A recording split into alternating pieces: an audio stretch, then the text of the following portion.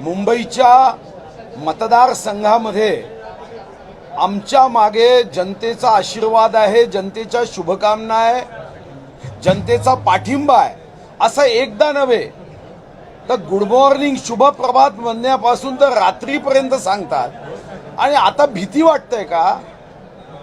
त्या ठिकाणी लोकांना हा अधिकार आपल्या संविधानाने दिलाय, निवडणूक आयोगाने दिलाय की जसा प्रचार आपण आपल्या विचाराचा करतो तिथं सामान्य जनता नोटावर मतदान करा असं म्हणण्याचा अधिकार त्यांनाही आहे. आणि कोणी म्हणतंय कोणी नोटा अधिकार सांगितल्याने वापरणार नाही. जर जनतेला जे योग्य वाटेल ते होईल. जनतेला जर असं वाटलं उद्या की आम्ही इथं निवडणुकीत उभे केलेले उमेदवार हे अयोग्य आहे तर ते त्यांचा अधिकार वापरतील.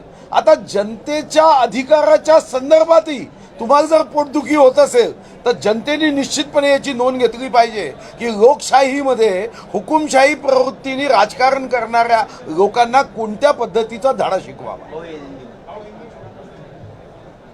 नोटा ये हमें दिया हुआ वैधानिक अधिकार है.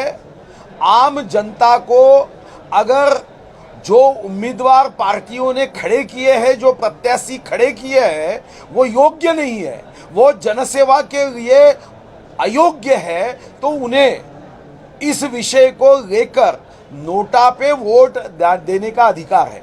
और जो चुनाव जीतता है उससे ज्यादा वोट ये अगर नोटा को जाएंगे तो निश्चित रूप से इसका पुनर्विचार किया जाता है.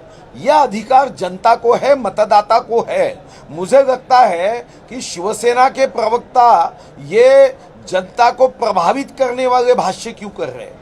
और शिवसेना अगर एक तरफ कहती है कि जनता के मन में है तो ये डर क्यों है, उनके मन में ये डर क्यों है कि कोई आम व्यक्ति जाके नोटा पे लोगों ने वोट करना चाहिए ऐसा कहने के बाद एक तरफ शिवसेना के इतने बगाढ़ नेता है, दूसरी ओर एक सामान्य व्यक्ति है. अगर वो शिवसेना से भारी हो रहा है तो शिवसेना ने इस विषय को लेकर आत्मचिंतन करने का समय आ गया है. एक मुख्यमंत्री आणि उपमुख्यमंत्र्यांनी मध्यस्थी केल्यानंतर तुमचे सहयोगी पक्ष आहेत बच्चू कडू आणि रवी राणा या दोघांमधला वाद मिटलेला कुठे दिसत होता. मात्र आताच रवी राणा यांनी प्रतिक्रिया दिली आहे की जर कोणी मला आव्हान देत असेल तर मी घरात बसून मारू शकतो त्याला. कुठेतरी हा वाद पुन्हा पेटला म्हणता येईल का? असं आव्हान दिलं असेल तर निश्चितपणे चिंतेची बाब आहे. माननीय मुख्यमंत्री व माननीय उपमुख्यमंत्री महोदयांनी दोनही सन्माननीय सदस्यांना चर्चा करून त्यांनी एकमेकावर आरोप प्रत्यारोप करण्याच्या ऐवजी जनतेचे प्रश्न सोडवण्यामध्ये लक्ष द्यावं या पद्धतीची सूचना केली. मला वाटतं की पुन्हा जर असं कोणी म्हणत असेल तर माननीय मुख्यमंत्री आणि माननीय उपमुख्यमंत्री या संदर्भात योग्य ती नोंद घेतील. आजच्या कॅबिनेटमध्ये बच्चू कडू यांच्या मतदारसंघात 500 कोटीच्या सिंचन प्रकल्पाला मान्यता मिळाली आणि त्यानंतर रवी राणांची ही प्रतिक्रिया लगेच आली. असं आहे की त्या प्रस्तावाला जेव्हा मान्यता दिली ती फक्त बच्चू कडूंच्या मतदारसंघापुरती नव्हती. त्या प्रस्तावाला सन्माननीय रवी राणा यांचंही अनुमोदन होतं आणि म्हणून त्या प्रस्तावाला मान्यता देतानाच या संदर्भामध्ये सर्वांनीच त्या प्रस्तावाच्या मंजुरीचं स्वागत केलं की बच्चूभाऊ कडू आणि रवी राणा या विषयावर एकमत आहेत याचा आनंदही व्यक्त केला.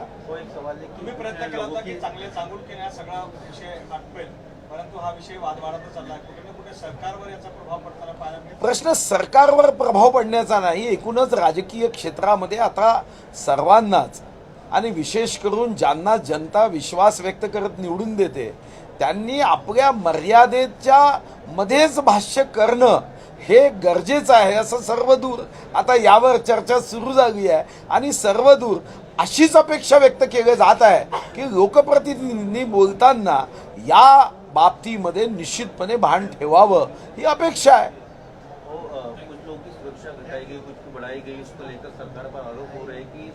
कौन है भैया आरोप करने वाले? इन लोगों को इतना भी सामान्य ज्ञान नहीं है कि माननीय अजीत दादा ने जब मेरी जब सुरक्षा निकाली थी तो माननीय अजीत दादा का क्या स्टेटमेंट था कि इसका कोई सरकार से संबंध नहीं होता.